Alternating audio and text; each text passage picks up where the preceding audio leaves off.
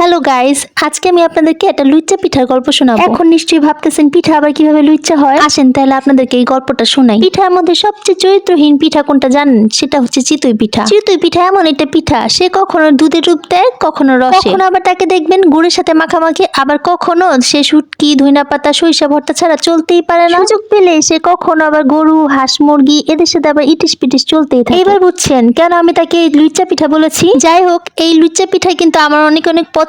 আপনাদের কার কার পছন্দ? আসসালামু আলাইকুম এভরিওয়ান, কেমন আছেন আপনারা সবাই? আলহামদুলিল্লাহ আমি ভালো আছি। কিছুদিন ধরে আপনাদের রসে ভিজানো পিঠা দেখতে দেখতে আমার মুখে শুধু ললি পড়তেছিল। কিন্তু কি করব গাইজ, একটু যে পিঠা বানায় কেউ খাওয়াবে এরকম একটা মানুষও নাই। আগে যখন নানি বাড়ি ছিল তখন নানি বাসায় যেই পিঠা খেতাম, এখন অনেক বছর হয়েছে গাইজ, নানি নাই, সাথে পিঠা খাওয়ার সেই রকম আনন্দটাও নাই। ছোটবেলায় যখন নানু বাসায় যেতাম তখন আম্মু মামিরা সবাই একসাথে বসে অনেক ধরনের পিঠা বানাতো। চুই পিঠা, পাটিসাপটা, ভাপা পিঠা, চিতই পিঠা, আরো কত ধরনের। কিন্তু এখন আর সেই নানু বাসাও নেই, মানে নানু অনেক দিন হয়েছে মারা গেছে, সো ওখানে যাওয়াও হয় না, পিঠাও বানানো হয় না। বড় কথা কি জানেন, পিঠা কিন্তু একা একা খেতে মোটেই ভালো লাগে না, সবাইকে নিয়ে পিঠা খাওয়ার আনন্দ অন্যরকম। কিন্তু কি করব গাইস, একটু গ্যাস থাকে না সারাদিন যে কাউকে দাওয়াত করে বলবো যে আমার বাসায় আসো সবাই মিলে পিঠা খাই। আজকে এই পিঠাগুলো কিন্তু আমরা রাত 12টার দিকে বানাচ্ছিলাম। কাকে দাওয়াত করব গাইস, তাই আর দাওয়াত করা হয়নি। পিঠা ভেজানোর পরে সবাইকে যে ডেকে দাওয়াত করে খাওয়াবো সেটাও করতে পারি নাই, কারণ গ্যাস একদমই থাকে না। শুধু কি পিঠা খাইয়ে সবাইকে বিদায় দেওয়া যায়? যাই হোক,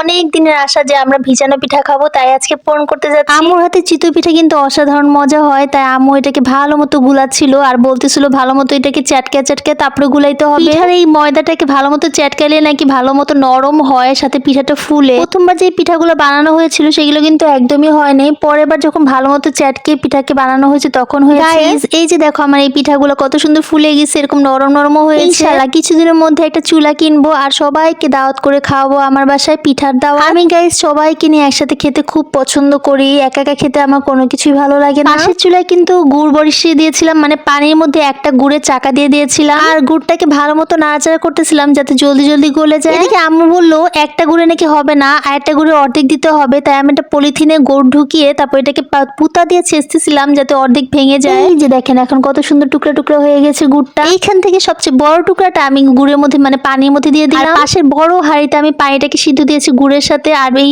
এক পাশে আমি পিঠা বানাচ্ছিলাম। গুড়টা ভালো মতো গলে গেলে তারপর আমি পিঠাগুলোকে দিয়ে দিব সিদ্ধ হওয়ার জন্য। পিঠাগুলো দিয়ে আমি কিছুক্ষণ বলক নিয়ে নিচ্ছিলাম যাতে পিঠাগুলোতে ভালো মতো রসটা ঢুকে যায়। 10 থেকে 15 মিনিটের মতো আমি এটা বলক নিয়ে নিয়েছি, তারপরও কিন্তু সমস্যা হয়েছিল পিঠাতে। পিঠাতে কি সমস্যা হয়েছে সেটাই তোমাদেরকে বলবো আজকে। গাইস আমার পিঠাগুলো না অনেকগুলো নরম হয়েছে আর অনেকগুলো শক্ত হয়ে গিয়েছিল। গুড়ের সাথে পিঠাটা 10 মিনিট বলক আসার পরে আমি জাল করে রাখা দুধটা দিয়ে দিয়েছিলাম আর মনে মনে দোয়া করতেছিলাম আল্লাহ দুধ যেন ফেটে না যায়। আলহামদুলিল্লাহ গাইস দুধটা কিন্তু একদমই ফেটে যায় নাই। কিন্তু গাইস আমার পিঠায় একটা প্রবলেম হয়ে গিয়েছিল, কিছু পিঠা আছে গলে গিয়েছে, কিছু পিঠা এতই শক্ত ছিল যে আমি একদম ভাঙতেই পারতেছিলাম না। এই যে দেখো এই পিঠা এত শক্ত হইলো কিভাবে আমিও বুঝতেছিলাম না, সাথে আম্মুও না। আচ্ছা তোমরা যদি জেনে থাকো তাহলে অবশ্যই কমেন্টস করে জানিও যে আমার পিঠাটা কেন এত শক্ত হয়েছে, এটাকে কিভাবে নরম করা যায়। যাই হোক গাইস, কেউ তো আর পিঠা বানায় খাওয়ায় না, সো নিজের পিঠা নিজেই বানায় খাই। আমার আম্মু যেমনই পিঠা বানায় অনেক অনেক মজা লাগে আমার কাছে। আগের বছরে কিন্তু আমরা চিতই পিঠা বানিয়েছিলাম, সেই পিঠাটা কিন্তু অসাধারণ মজা ছিল। আজকের পিঠাটাই খালি মানে শক্ত হয়ে গিয়েছে। কষ্ট করে দেখার জন্য থ্যাঙ্কস ফর ওয়াচিং, টাটা।